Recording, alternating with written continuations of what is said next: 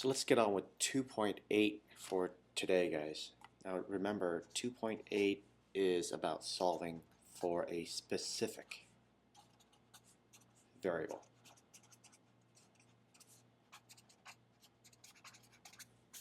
What it still means is you're solving for an equation. However, this time, that equation might have different variables in the same exact form. And so now I'm asking you to solve for a specific variable. Nonetheless, let's review some of the basic rules that we've learned in the past. For instance, of course, the idea of pandas backwards is still going to be used for this kind of problem. Going backwards. I want you to remember the idea of removing the whole thing versus part of the whole thing.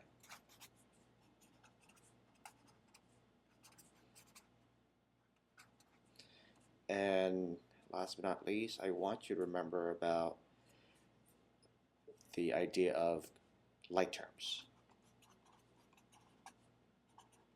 with, of course, variables on both sides. Now what I realize is that some of you are still confused at this point on whether or not to move your variable, where to move your variable. You don't know where to move, to the left or is it to the right. Now remember, let me tell you, it doesn't really matter at all. Just decide where you want to move. So if you want all the variables to go to the left, leave them on the left. And if you want the variables on the right, then make sure all the variables will come to the right. Okay. Only like terms, of course. If they look different to you, don't even try. So just go back and review let's do a very simple problem first. Here's one. I have 2 minus 2m equals to 5 times 3m plus 7. So the target here is m. I'm giving you a variable, a specific variable to solve. There's only one here, as you can see. So we just have to do a usual task. For example, cleaning up on each side first. Is there anything that we can do on each side? This one looks clean. That one here, notice that you can use a distributive property to clean that up. So when you rewrite the problem, it's going to look like this. 5 times 3m is 15m. 5 times 7, of course, is 35. Notice that when I multiply, I always say it out loud. This is positive 5 times positive 7. Notice the sign in front of the number stays with the number. Now what I'm seeing is I have variables on both sides. So the goal is, you know what, I want to move all the variables to the left and all the numbers to the right. I set that ahead of time so that I'm not going to be confused. So the thing is, if I want to move this over to the left, I have to perform what we call the opposite operation, right? Now the question is, am I removing the whole thing or just part of it? Well, the answer is I'm removing the whole thing. If you are removing the whole thing, it's always either going to be add or subtract, depending on the previous sign. In this case, it's a positive 15, so to remove it, you'll be minusing it over. Okay, both sides. This side can be gone. This is negative 2m minus 15m will give you negative 17m. And of course, if I have my variables on the left, then I need my numbers to go to the right. Once again, I'm removing the whole thing. This is a positive 2, therefore I'm subtracting. Opposite operation once again. So I have negative 17m equals to 35 minus 2, which will give me 33. Now last but not least, if I want to solve for m, notice this time I'm solving for m. I'm not removing the whole thing because m will stay on the left-hand side. I'm just removing part of it. So now part means the opposite operation that relates to whatever is between negative 17 to m. So this is negative 17 times m. So the opposite of that is going to be division. Now I want you to really listen to the keyword. If it's the whole thing, it's either adding or subtracting. If it's part of it, it's either multiplying or dividing, as you can see. So my final answer, I can leave it in this format, 33 over negative 17, and that's good to go. So let's take a look at one problem that involves different variables, and I'm asking you to solve for a specific one, and I will try to follow the exact format. So here's one.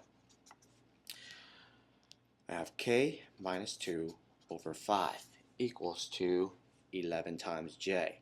Okay, now this time I'm asking you to solve for k. So the target is going to be k. Alright, so how do we do this?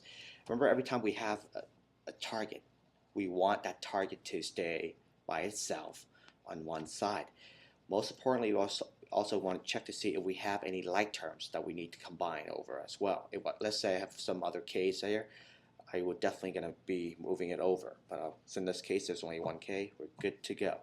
So the goal is we want k to be by itself. We need to remove the negative 2 and the 5, as you can see. So how do we do something like this? Well, in the past, if you notice, I already taught you this method, that this is a fraction by itself, and this can become a fraction as well. So when you have a fraction on each side, you cross multiply, as you can see. So the 1 will be multiplying with that, and the 5 will be multiplying with the 11j. So 1 times k minus 2 equals to 5 times 11j. Okay, so of course 1 times anything is just itself. I don't have to do anything to it. 5 times 11 is 55j. And since I just want to remove the negative 2, the whole thing, so we do the opposite of that, which is plus. So it's going to be k equals to, now watch out over here, this is 55j, not 55. So you cannot take 55 plus 2. It's simply 55j plus 2, since you cannot combine like terms. And that's the end of that problem. Let me give you a complex one right now, just for practice, of course. And let's take a look at this particular one. Let's say I have 6q minus 18 equals to q times r plus s, and I want you to solve for, here you go, q. So I have a target. I have q. First thing you want to look for is, well, look, I have q on both sides. So that is a problem, isn't it? I have q on both sides. I have to make sure I remove all the q's to one side. So establish that first. Okay. But once again, if you need to clean up something, do it beforehand. But here, I want to have q's to one side. So since this is as a term together, I have to remove that whole term over to the left. So to remove that, I perform the opposite operation. Remember, removing the whole term means either I add or subtract. So I'm going to go ahead and subtract this because it is a positive term. So subtract qr. On the right hand side, that term will be gone. On the left hand side, I have 6q minus qr. Can't do anything to this because they are not alike. Of course, this is just s, so I don't have to put a positive there. And since I have all my q on the side, this negative 18's got to go. So I perform the opposite operation on that one as well. So that's going to give you 6q minus q times r equals to s plus 18. Okay, so here's the problem. You got two terms that you cannot combine. Your goal is to have only one q on that side. So what can we do to resolve this problem? The good thing is we learned about the distributive property in the past. That means we can actually undistribute the q out to write it like this. Notice the common q in both. So you can say, okay, let's take the q out. That means I have 6 left and r left inside. See how that works? Because we're basically undistributing. And now, if you want to test to see if it's correct, you can certainly just redistribute it, and you should get back the same answer. But by undistributing, you manage to have q, just one q left. Okay? And this is q times that whole thing. Okay? All right, so we want to solve for q. Let's continue on the next page here. Let's continue on. So you want to solve for that whole thing. So let's rewrite it.